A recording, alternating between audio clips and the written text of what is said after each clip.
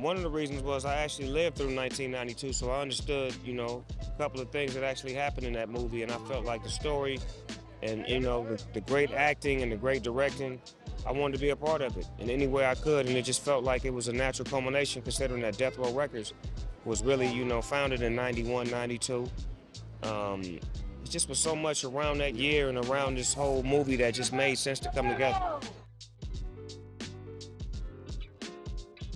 Well, the police brutality has always been a major, situation out here. That's why the rappers would always rap about it. And then when that actually happened, it made the rappers seem like they were, telling the future. Either they seen or they seen the future. And then it spoke to the justice system of how we're treated unfairly. So it was like all of that in the equation of us being rappers and being young and adolescents who have faced criminal cases and faced court. It just didn't feel right, and it felt like we was an uprising within us where we had to rise. And, when those things happen, they're not planned and they're not timed. They just happen. It's a spontaneous moment, and I felt like that moment is just as important as this movie because it tells you exactly how it happened and why it happened. Man, rest in peace, Ray Liotta. Shout out to his family for allowing this movie to actually come out. I mean, he's one of the greatest actors to ever grace the screen, and he did a phenomenal job. He left it all on the screen. If this is his last performance, it is Oscar-worthy, if you ask me. I love the way Tyrese can just jump in character and become that person, and you believe him the whole movie. This was deep because he had to play a father of a young teenager in the city of Los Angeles dealing with all of the things that he probably was dealing with as a teenager. So to reverse that and to create a character and to make it believable, have passion, heart, soul. I mean, I rooted for him on screen. I really rooted for his character. Well, 92, it felt good. I was trying to figure out who I wanted to be and what I was trying to do. And, Dr. Dre and the whole Death Row family took me under their arms and created my whole vision on who I wanted to be and helped me to become who I am. So to be able to do it again 30 years later as the owner of the record label and me and Dre still having a beautiful, brotherhood, that's what it's all about maintaining that friendship and putting good music and good chemistry back into the world. When we make music, people love it. They smile, they dance to it, they reminisce, there's moments connected to it. So we just wanted to give you one more moment. Just a great piece of art. I just want people just to enjoy a great piece of art. There's really so many messages and lessons in here. It's hard to try to pinpoint one as opposed to just respect the art and the craft and know and understand that this actually happened. It's a real story and we can be better by watching movies like this. Theatrical release, Snoop Dogg, the big homies on board as a producer. We got this red carpet. We got so much magic and energy.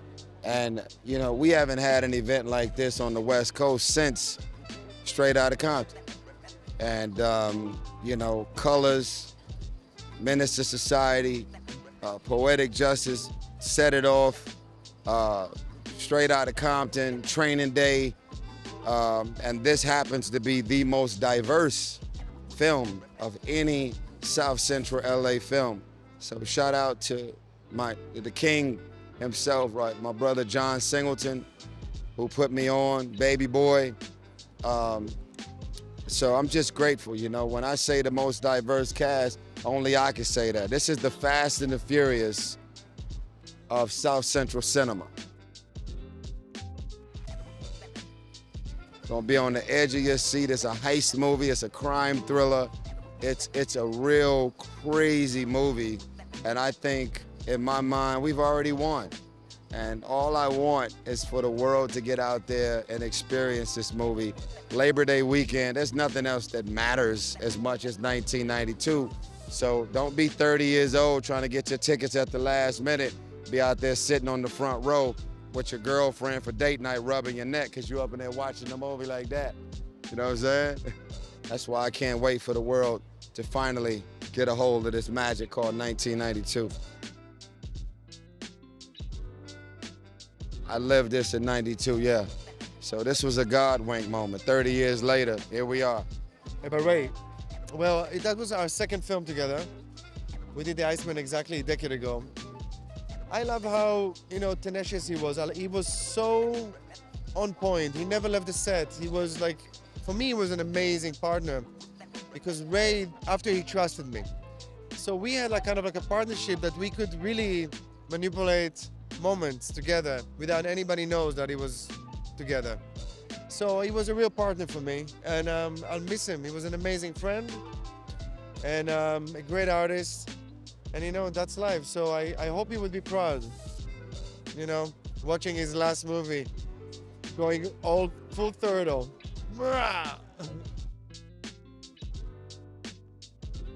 And I chose to do this movie when I read it for the first time. It was just after the George Floyd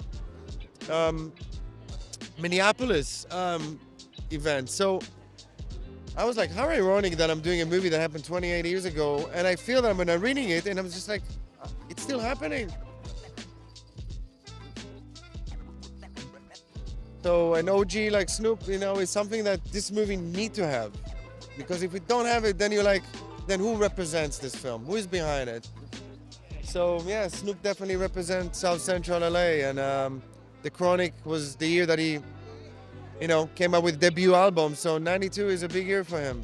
It was really great to work with him. He's a very intense actor. Every time he shows up, he brings it. He knows his material inside and out. So I think just seeing a professional like that work I'm always, in admiration of that kind of dedication to the craft. Getting to work with him on a personal level was really fun.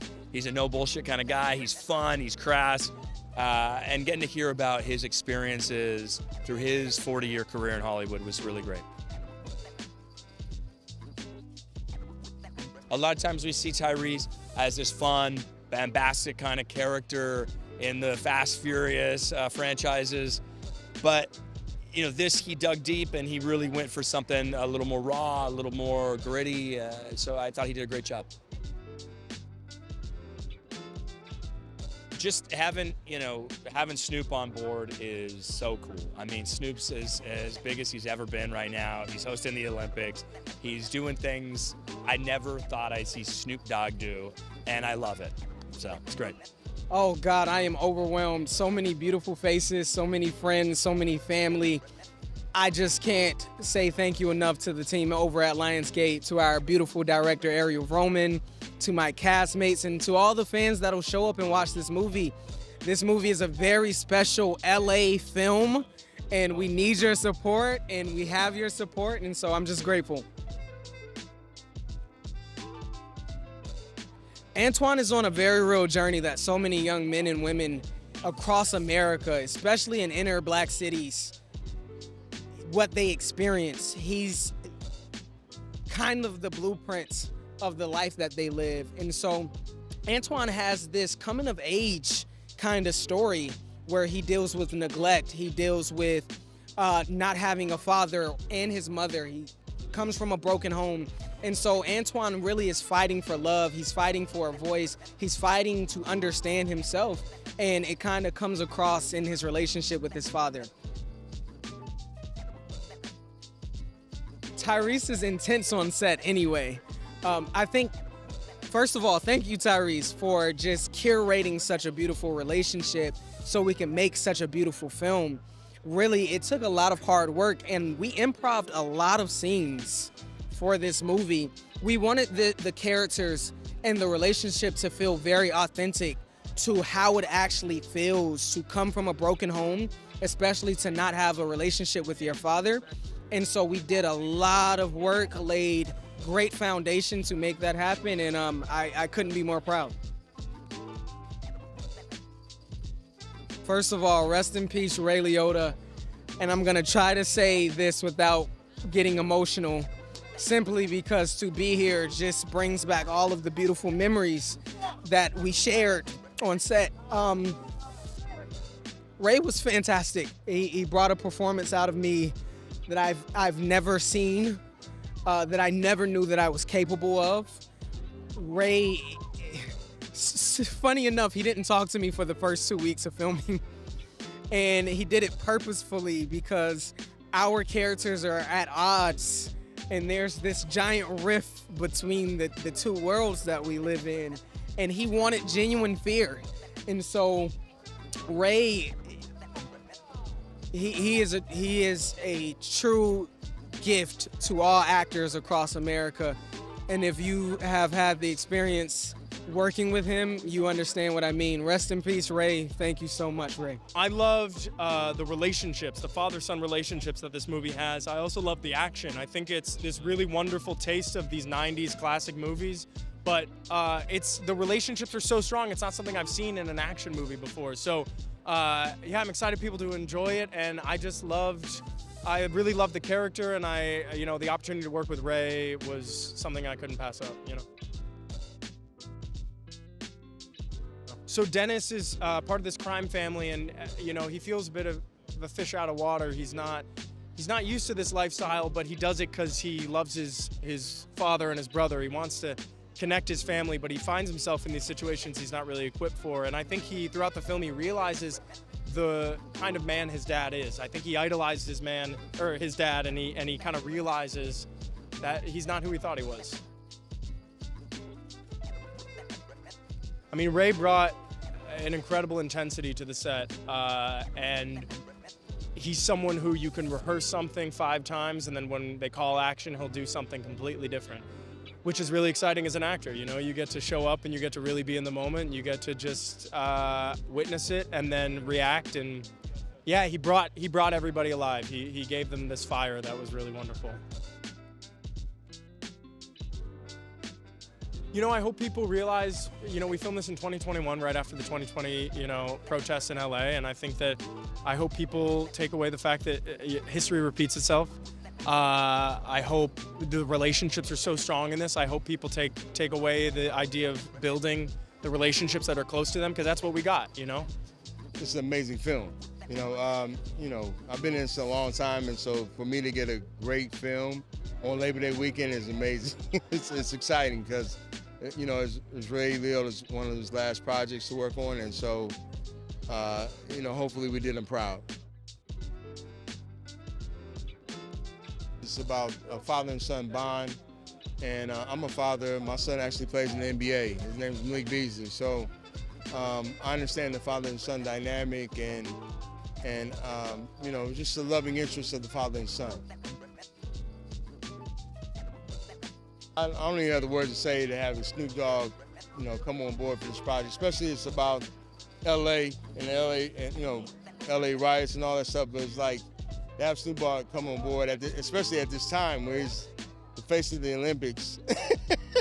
I play the bad guy, which means I get to have all the fun, and just trying to keep the tension up in the movie. I play Ray Liotta's right-hand man, and we're out here to create some damage and earn some money, but it's not going according to plan.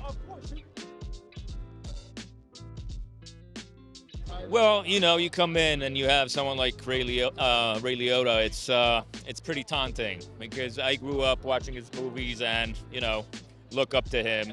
And then you find someone really quiet who sits in the, his director's chair on set all day, buried in the script. He doesn't, spend time in the trailer. He just basically works the whole time.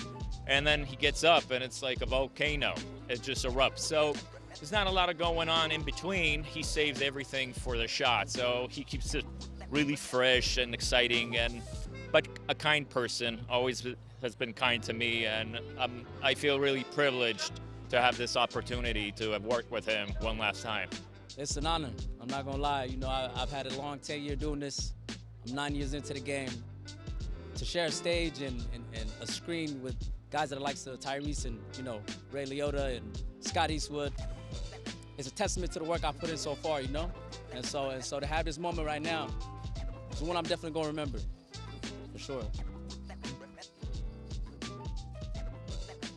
for him to be in the game as long as he's been in, for me to be, you know, this is my first time on screen with him.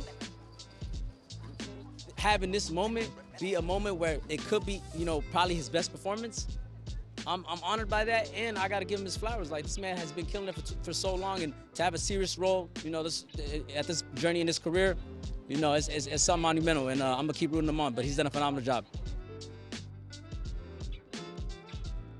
You know, we went through something kind of similar to the situation back in 2020, and so for the young guys, I was born in '98. This, you know, obviously based in 1992. We didn't get to see that time and what had happened, but it's not necessarily about the riots. It's not about the looting. It's about an innocent black man being killed, and, you know, what we could take away from those situations, how we could be the change.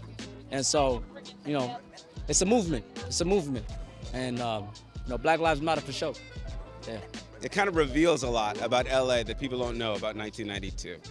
I play a gang member who too often is thought of as just a destructive member of the community, but in actuality, a lot of the gang activity, even during the riots in LA in 1992, was helping communities, was helping put families back together, was helping stopping violence, sometimes from police officers. So my character is kind of a window into the other part of the story that people don't know about, even amidst all this other exciting action heist stuff.